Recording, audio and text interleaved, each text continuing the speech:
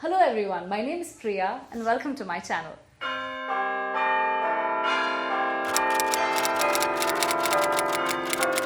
Today I want to share with you an experience I never thought I'd be able to do. To take a 10-day Vipassana silent meditation retreat. So let me rewind how this thing happened. In the beginning of the month, I was in Bombay and I was shooting for my show Main Hoon Michael on Zee TV. And it was one of the rehearsals that I'd just gotten over.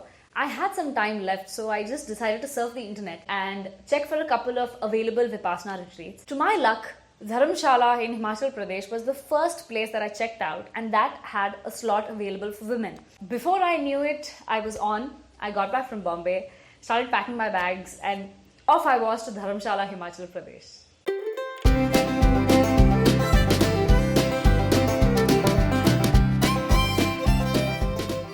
What does one pack for the retreat?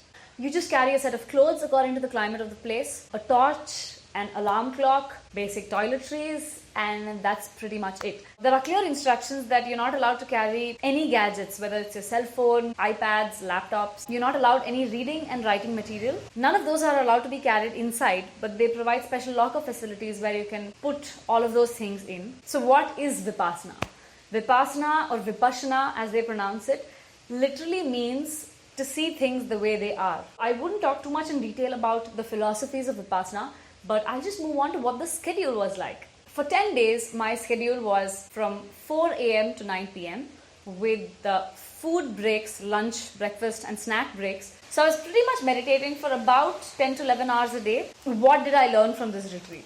Before I move on to what we learned from this retreat, it's very important to know that everyone who goes to this Vipassana always has a different experience, and I don't want my experience to bias anyone else's experience. So a few things that happened to me. First, I learned that the body adapts to a new routine awfully quickly. I never thought that I would be waking up at 4 a.m. and survive not having dinner and having my last meal at 11 a.m., which is like really early in the day. I never thought I'd be able to survive, but I did, and it didn't feel difficult at all. The second thing that I learned was that mental and physical pain start to go away the second you stop thinking about it. How I learned this was because we were sitting in one position for almost 10 hours a day, and it is only natural and only human for the body to start having aches and pains in places that you didn't know existed. And the more I would focus on the pain, the more the pain would seem to increase. And the second I would accept that the pain is there and let it be there and still focus my mind on what it is concentrating on, it was surprising, but the pain after some time didn't feel bad at all. And the third thing that I learned was that the mind gets more determined as you start practicing the art of determination. Now what that means is that determination is not one magic pot that you either have or you don't have. So every time, say, my body used to hurt, I would be meditating and I would say, okay, I'm not going to let go for the next 10 minutes, and I would manage that. The next time that I would meditate, I would say, okay, I'm going to meditate for 20 minutes and I'm not going to move irrespective of whatever happens. The fourth and one of my most important things that I learned from this retreat was that the most important part of mastering any practice is the art of showing up. I can remember that there were so many times in a session where I was aware that my mind is going to wander and it is just not in that place and it's not able to concentrate. I could have might as well gone out and just not dealt with it, but I made sure that I stayed through every session, come what may, because I realized that the inefficient sessions were also helping me so much more than chucking a session completely. I'm just going to show up if I've decided to show up. The fifth thing that I learned was that pain is temporary. Pain is so temporary.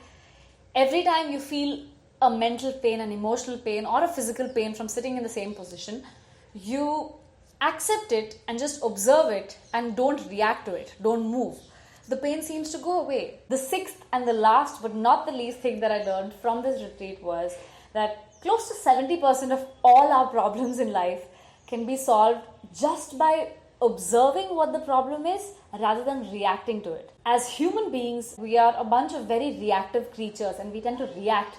We react if someone spreads a rumor about us or someone is mean to us. And I realized that the more we react, the more we feel the pain. It is weirdly counterintuitive because Technically, when you have pain, you feel like reacting, and every time you react, it doubles the intensity of your pain. That is something that is probably easier said than done, because I know that even after I've gotten out of the retreat, I will come across situations where I will want to get annoyed or I would want to react. This will be a true test of my practice. After the retreat, I've been asked to practice on a daily basis, which I am, but I have been practicing once in the morning, and somehow I've been waking up early in the morning to do a daily practice of an hour. This whole session has left me with so much gratitude, because the whole retreat is completely free of cost. All of this is run only by donations of very generous people. So I realized what Vipassana teaches you is not to run away from the worldly problems or worldly situations, but rather condition yourself, or rather decondition yourself from certain kinds of thinking which prevents you from leading the world in the way that you want to. There are many Vipassana centers across the world, so whichever part of the world you all are in, there probably is a Vipassana center near your place.